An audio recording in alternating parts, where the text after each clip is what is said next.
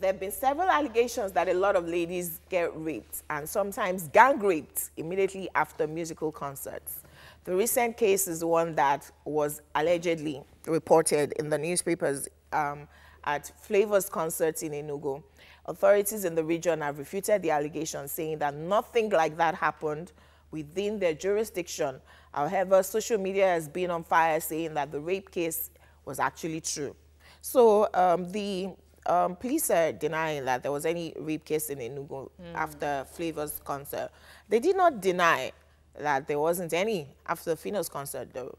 And we know that these things do happen. Yeah. The police may deny because, well, nobody came to report. So what do you expect?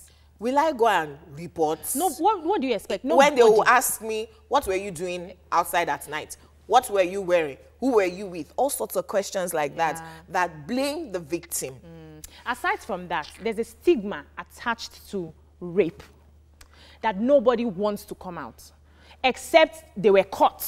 So because you want to shield yourself, you want to hide your face from society, that stigma stays with you for the rest of your life. So nobody would just dress up and go and say, I was raped in the police station. Talking about stigma, I remember a journalist who was attacked by armed robbers in her house.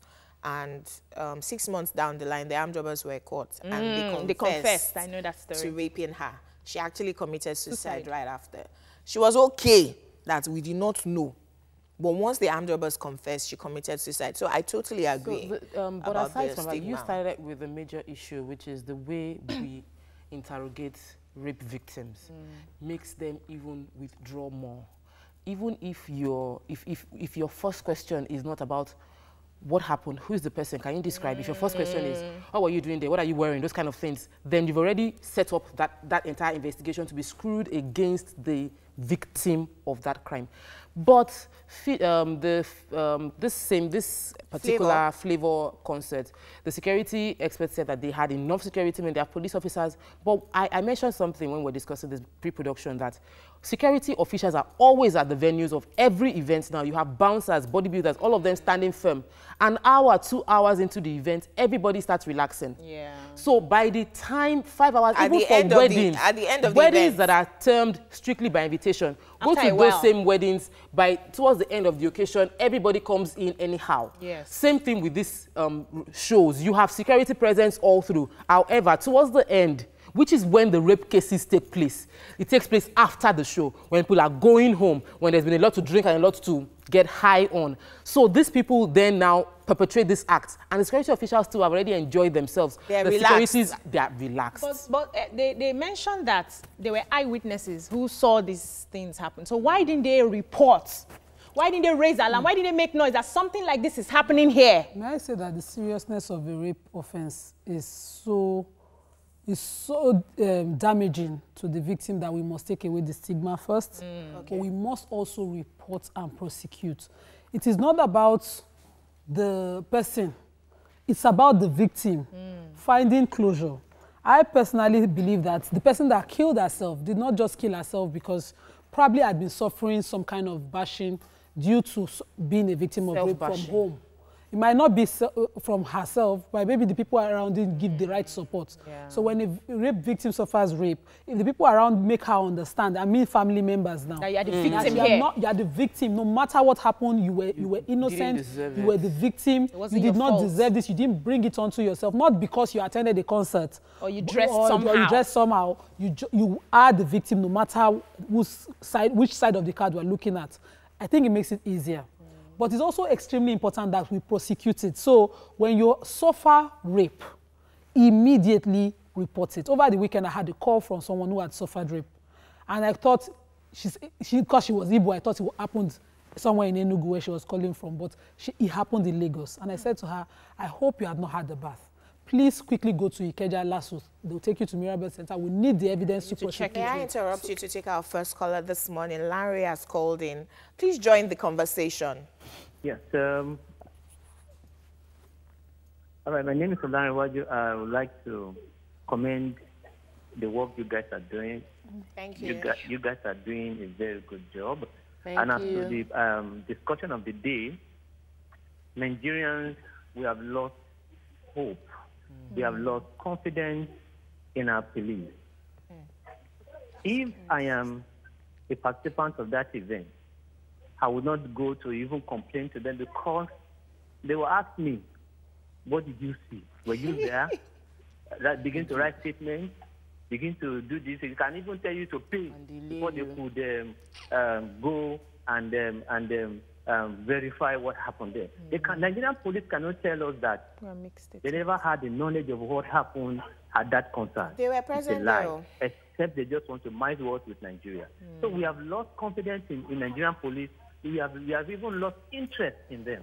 Thank you. Thank you, Larry. Quickly, hold on, I have a question though. Okay. How do we prevent this in future? Because we had police presence there. We had VIPs at this event that came with their own escorts. May I quickly answer that? Your insistence on getting justice is how we get precedents. It's been the norm that, you know, the victim says they ask me questions like that, so I won't do anything. If you know, you're very convinced that you're the victim, you will stand strong and demand justice.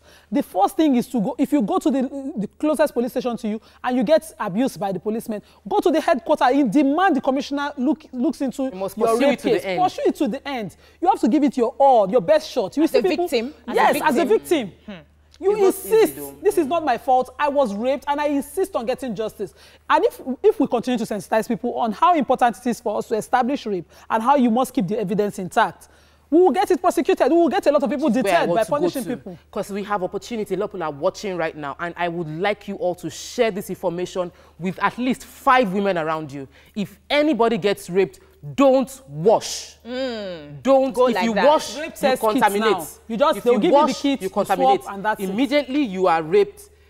Just go. I know the natural impulse is to wash yourself and try to get rid of it. Go straight to any general hospital. Most general hospitals now have rape kits and they can check. That way you have evidence to prove if they find that person that there's a DNA link. That's very important. Number 2, prevention. So we go for concerts, and I particularly like going for concerts. So I'm one of those that I attend almost every concert they do around during the festive season. We should at least always, one, wear trousers. Don't go to. I'm not saying that because you don't blame the person that is perpetrating this evil act, but prepare yourself. Wear trousers. Okay. Have a spray. I'll come back to you. We have a long distance call from JEBBA. Oh, welcome to the Please go ahead. Please go ahead. He has called in from JEBBA. Okay. How are you today, sir? I'm okay. Please contribute. Yeah, my name is Mohammed, calling from JEBBA. Go ahead, Mohammed. I'm a first-time caller. Welcome to the show. Good to have you. Okay, I like your program. It's educative. But as the area caller says, we have a disconnect from our cultural views.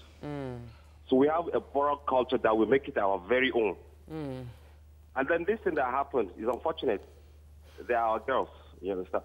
But had it been they are properly dressed and they are properly... See what we're saying? No way. Come on. No. Even if the person is naked. Can I say? Okay, I'm not surprised. He's calling from JEBBA. He's a Muslim. Most times you expect a girl to be well covered. Where we are from here, we've already... Wait, let me educate. We've gone past the times where it was about the girls dressing. We have girls in full puda that have been raped. So we've gone past children of 3 years. How are they dressed? Children being raped. If a man cannot control himself, he's the problem. In England in those days, it was about how you dressed. It used to be a defense that your dressing provoked the rape. So those times in the so-called Western world today, they had been at that stage. So people still... Okay, can I quickly say that I know... I'd like to come to you, but I think I hear this excuse all the time about decent dressing. I hear it so much.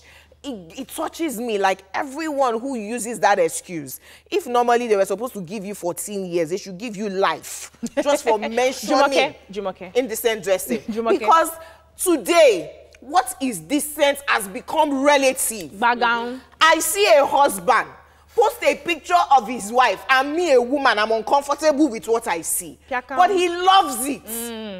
For some people, as far as their nipples are covered, the rest of the breast is not nakedness. So and they have a right to dress the way that they're dressing. If that does something to your head, you should go and find somewhere to release yourself. Do not violate somebody else based on the way they have chosen to dress themselves. Jumoke, I want to quickly go to what Nima said about victims standing up for themselves. I know I've seen a couple of rape cases, and I know that with that kind of thing happening to such certain kinds of people, it demoralizes them. So they do not even have that strength to fight. And that is why it's good to have a support system, because if you have a support system, even if you don't have the strength to fight, they will take it up. Secondly, we need to start sensitizing our youths. Yes. We need to start going to schools to teach them on how to handle themselves for prevention. And if peradventure it happens, what's the next thing to do? Because a lot of people do not understand what to do. Okay, so Fred has called in for Makodi. How are you today, sir? Please join the conversation. How are you? We're doing very well, Ted. Go ahead, sir. It's good that people have brought this topic. If a lady wears a traditional dress, this issue of rape will not come in. That's a lie. Not true. Please, that's a lie. That's not true. It's a lie. Mr. Ted, we've had decently dressed people raped. Hold on. Allow him talk. Congratulations for dressing very well. Don't expose your local government to any ruffian. And the event of any occasion, they should have police to check people. Thank you. May I inform you that the governor of the state was at that event, but quickly to Jumoke, like, it is not about the demoralization. When you say we encourage the predators to continue to rape, when you say once they can break you, they will rape you and get away with it. So you're insistent that this is an injustice, and I must get justice. Respond again. That you cannot tell me that a 6-month-old baby was indecent. We have 2-year-old girls being raped. Yes. The people who rape are the ones with the problem. They have mental problem. They have an issue. If a mad woman is walking about naked, you will not rape her. Simple. Don't use that as an excuse. And the women who get raped must make sure that take it upon yourself as a social responsibility to pursue your case, so that when that person is arrested and imprisoned, it will deter other people. So don't think about just yourself and go and hide. Yeah. Do you know that? Unfortunately, we have to go on a break. It's a very touchy issue for us. But when we come back, our guests will lend a voice to the discussion. Please stay with us. We'll be right back. Stay tuned. Your View will be right back.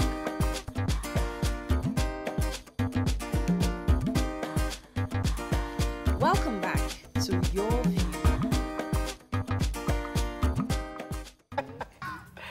Thanks for staying with us. IRETIOLA DOYLE is a force to reckon with in the Nigerian movie industry.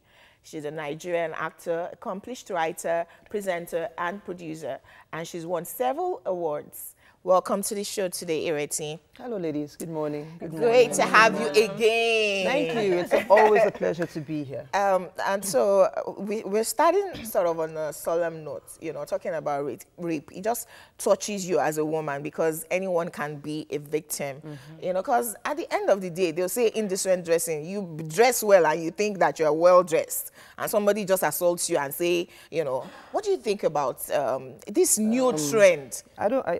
Is it really a new trend? I don't think it's a new trend.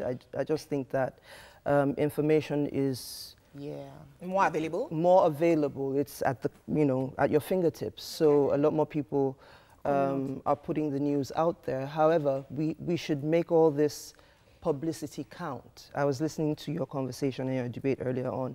The fact of the matter is your rapist is counting on you to remain silent. Exactly. Wow. That's part of it. That's it. They're banking on your silence, and that's why they continue to get away with it. Yes, it's easy for me to sit on this white couch and say, come forward. But until we continue to come forward and be able to say, I was raped, this happened to me, and then you have evidence, and then people are actually persecuted and punished for this crime, it will not stop.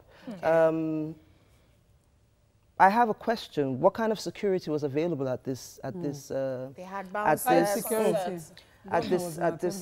concert? And it's not just about this concert. It's about the way we do things in Nigeria. We always think about the people last. Whatever it is we're VIPs doing. first. Even the VIP are not safe. Have you ever been to a concert and then the main act will show up and you see the way the crowd will move from the back and overtake the VIP section? So everybody is, you know, at risk. Now, as to clothing, no. Ladies, it's your fundamental human right to wear whatever you want to wear. And saying that a woman was dressed in a particular way is absolute bunkum. It begs the question, what was the 2-year-old wearing? Was her diaper too tight? However, however, and I repeat, it's your fundamental human right to be able to wear whatever you want to wear to wherever you want to go. Yeah. However, as a human being, if you're going into a hazardous zone, what do? You wear protective gear. And it's not just about concerts, it's about anything you do in life. Personally speaking, I will not attend an all-night concert in a miniskirt unless I have an escort. Even if you have escorts? It depends on the type of escort you have. I know my type of escort. Hey, you will AK-47. You will look at my skirt, look at my escort, look at my escort, look at my... Say, let me leave this one alone. Yeah, you know, unless you have an escort, unless there is safety in numbers, unless you're with a group. Yeah. Do you understand? It's safer. You're a single girl, you want to go out for an all-night, and there's nothing wrong with taking yourself out, but hey, what if something happens? Yeah. If you have on a pair of trousers, you can kick, you can run. It's easier to run with a pair of pants than, you know... And then, you know, your pepper spray. Exactly, pepper spray, scream. What is your backup plan? True. Do we think about these things? We don't. True. If I'm going out and I'm going to say to myself, okay, it's likely that I'm going to finish, this thing's going to finish by 2, 3 a.m.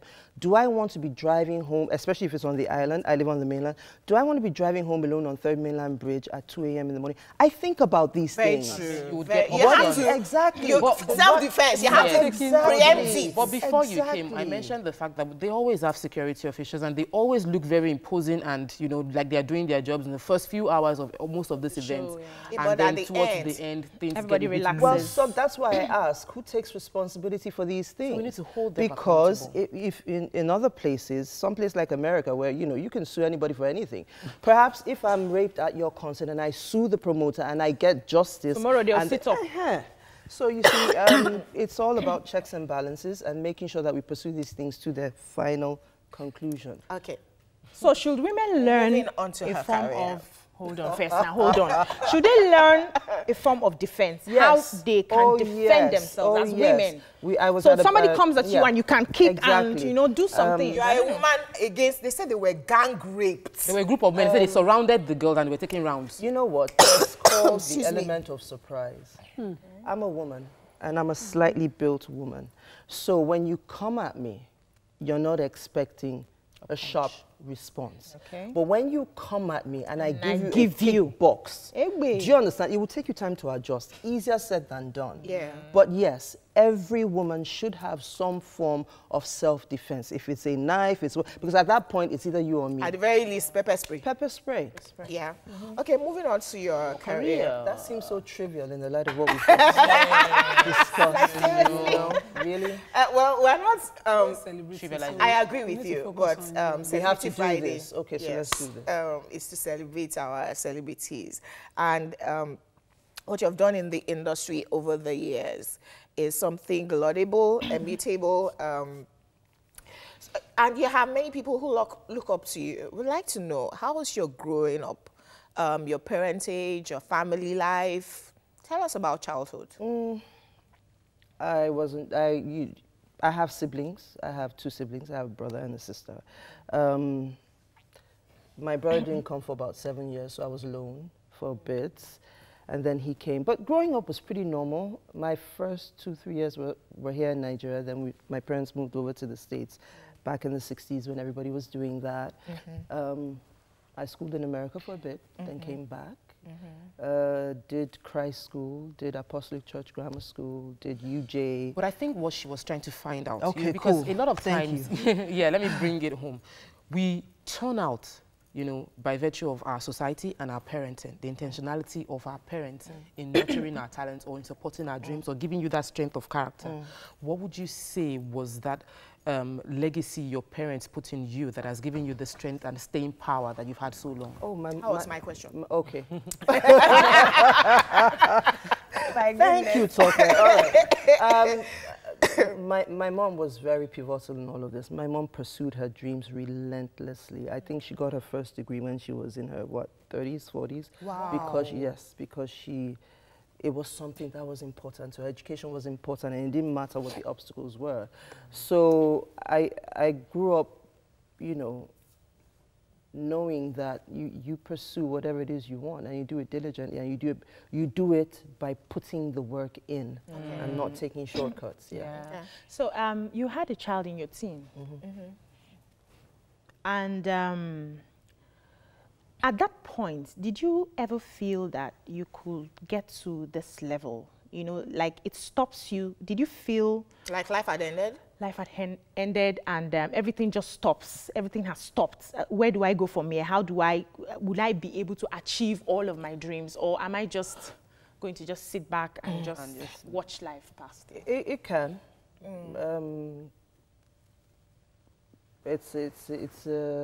What was it for you? For a moment, I did stop. You will stop. You will think. Your life has taken a dramatic turn. So you have to stop. You have to rethink. You have to question. But there was no stopping for me. Why? Parentage? One, yes, parentage. And then two, there was just this thing. I never lost sight of my vision. I never lost sight of my dreams. I knew that this was a setback, and we just needed to get back on track. So, you know, I need to ask you this pointedly, because for every time a teenager gets pregnant, there are two options. You either terminate or face the shame. Why did you decide to face it? Was that you had no choice? Because somebody already found out that, she's already pregnant and everybody had gathered. You can't take it out. You could take it out. Was it that you had a choice? Where do you stand concerning those that go for abortion and those that go through having that child? You know what, now you're moving into deep waters. I can't answer that question because it's an individual choice. I'm not going to sit here and tell you to go and abort a pregnancy. I'm not going to sit here and tell you to keep it. Okay. We know it's your choice. As a Christian, you know what the Bible says. As an individual, what do you want to do? What are your... And then you see, it's very easy to sit on this white couch and sit in the comfort of our homes and be judgmental. But I'm very heartbroken because I'd always watched you and your husband as this role model couple that, you know, 20 years on, everything is fine. You know, these people just don't break down. Not the regular celebrity kind of marriages that I see. And recently, the divorce. Separation. So I was like, You heard divorce. Where did you hear the word divorce? It wasn't divorce, it was separation. Separation. Yes, separation. Again, you ladies throw me in the deep end. You're not playing fair. Oh, no. No, you're not playing fair. We speak for the public. And thank you for correcting. You're not playing fair. And then I have comported my life in a particular way over the last 20 years. And what is public, what is food for the public is my work life. Do you understand? Okay. There are other people involved in this situation. We have children, and there's a fine gentleman involved who is not here. So no, I'm not about to go into the details of my relationship with my husband. Okay, it's okay. We will take a quick break. When we come back, we will focus on your career. Please stay with us. We'll be right back. Career. Stay tuned. Your View will be right back.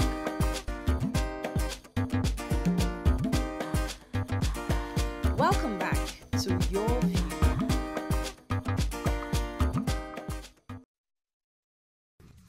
Get a grip of yourself. You're creating a scene. Our children have been kidnapped.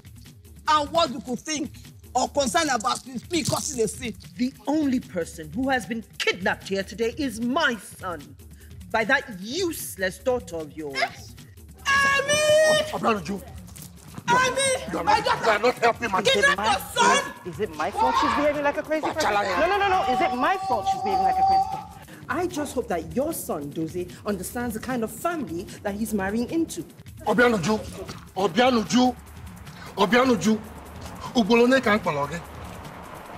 You're here.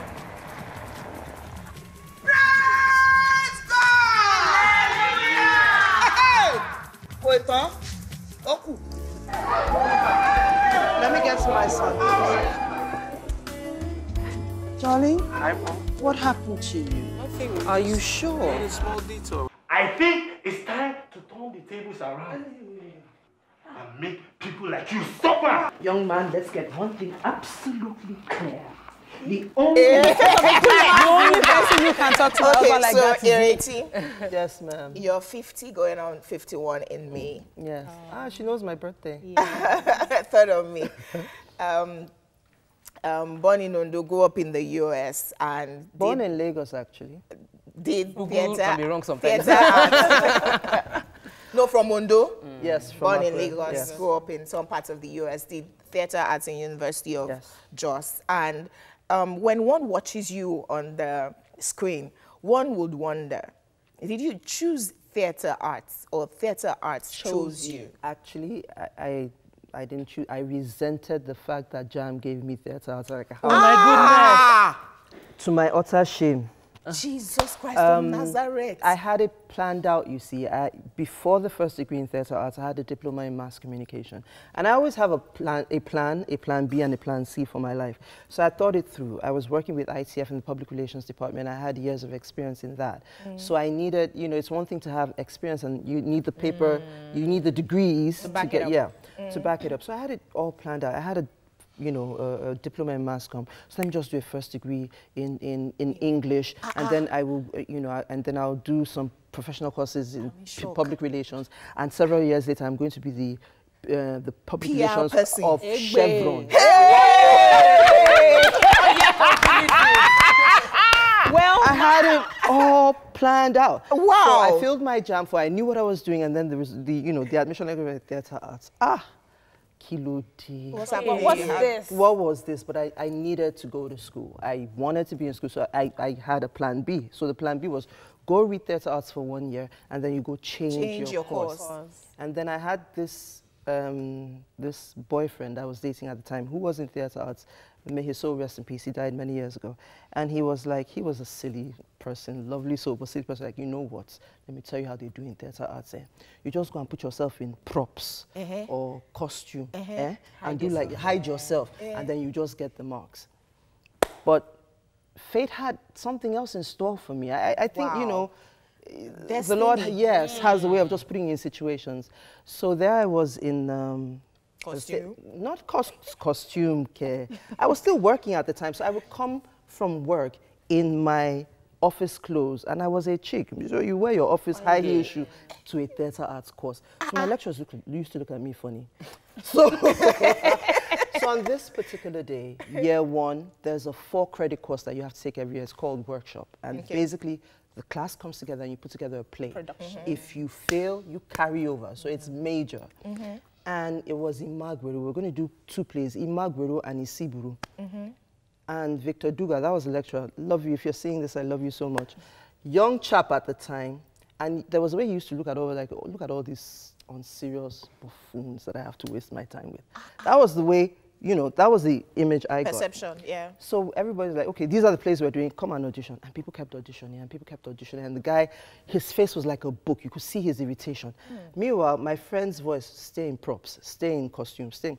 You know, at some point, you need to just get... Ireti, one of your fans has called in. Chizoba has called in. We'll allow you to continue. Please, I'm enjoying that story. I'm enjoying that story. Come on. Chizoba, how are you doing today? Please join the conversation. I'm fine. In fact, you guys are doing well. Thank you. I so much love what you put out there.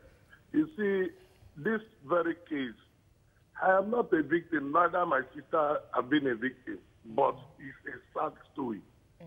Telling about the security, I don't think a normal man will rush a woman you don't know. You have not seen the woman for the first time. So only you want to put yourself through. You just want to enjoy yourself. What if that person is a HIV patient? You now jump into that person. Not even being an HIV. You might see a ghost.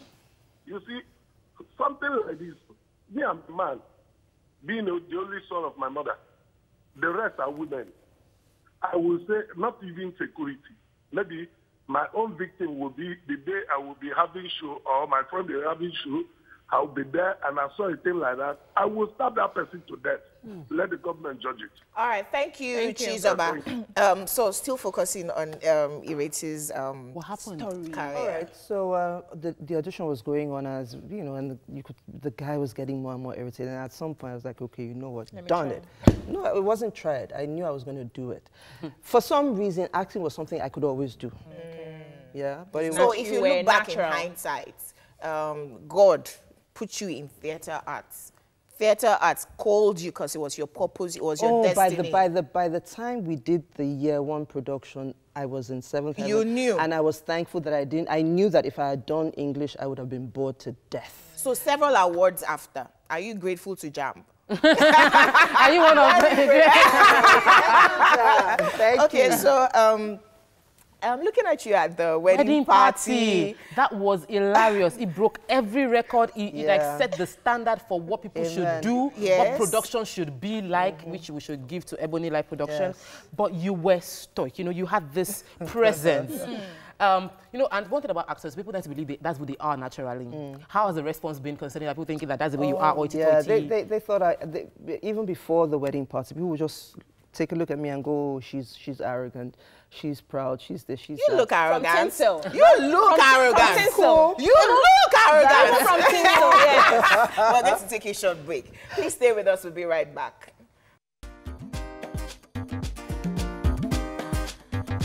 Stay tuned. Your View will be right back.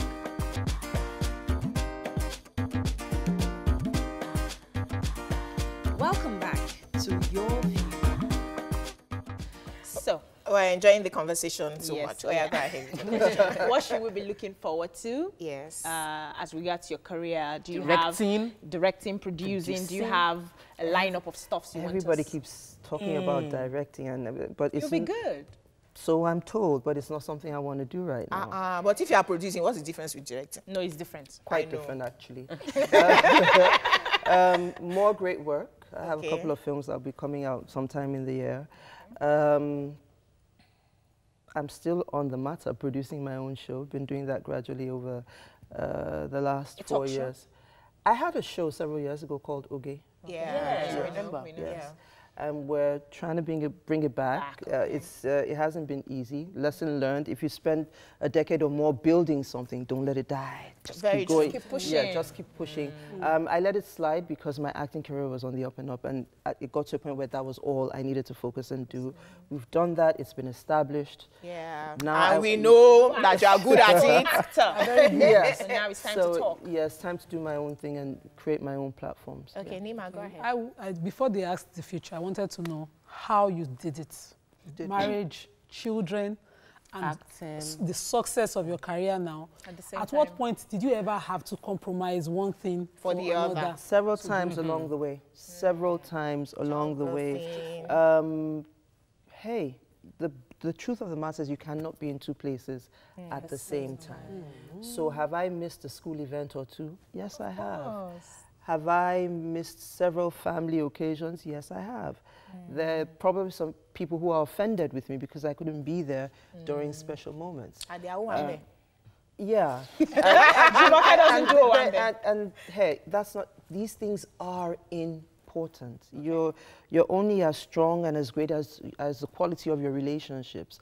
But the people who will love you and understand you will be there for you regardless. Thank you, and then, we love you. And then what I try to do is that when I'm there. Yes, you are there. Presence. Okay, so I'd like you to, I've watched your career since we were like this. So I'd like you to put out a word to a woman who wants to do everything that she believes God has put in her to do. Me. And she's struggling with all the pulling her in different direction. Me. When one sees you comported, calm, you know, in charge of your life, we wonder, what is it that you depend upon? So advice to that lady who looks up to Ireti and wants to do great things in life. Someone will watch you and say, oh, lovely words, thank you very much. Are you talking about me? Yeah, thank you. So you just went in charge of your life, and someone will say, oh, but she just went through a separation. So if you were that in charge of your life, would that have happened? Life happens. Life happens. You continue to evolve. What I find is that as women, we're not true to ourselves from a very young age. From a very young age, begin to ask yourself what it is you want. What do you want? And when you're young, free and single, begin to pursue those things when you don't have those encumbrances. But society has told you that you must marry. You go to school, finish school, marry. Is that what you really want? But for that woman who has everything, you're in that, you're married, you have kids, and you still have your personal dreams and desires, pursue them. What do you do? First of all, admit that you can't do it all alone. Have a support system. Friends who can be there when you're not there so you can pursue your dreams. Because the truth of the matter is, if you don't pursue your dreams, if you're not happy, it will show in the become resentful. Exactly. Thank you so very kindly, Ireti. It was very exhilarating talking to you. We wish you the very... Google that. We wish you the very best Thank of you so successes. Much. Thank you. We had fun. I had a great time. We have to run off. One tweet quickly. Okay, PJ Comedian says, I celebrate your guests, the elegant, articulate, I am left in awe to hear your career beginning very divinely shaped. Have an excellent weekend ahead. We'll see you next week. Bye-bye. Bye.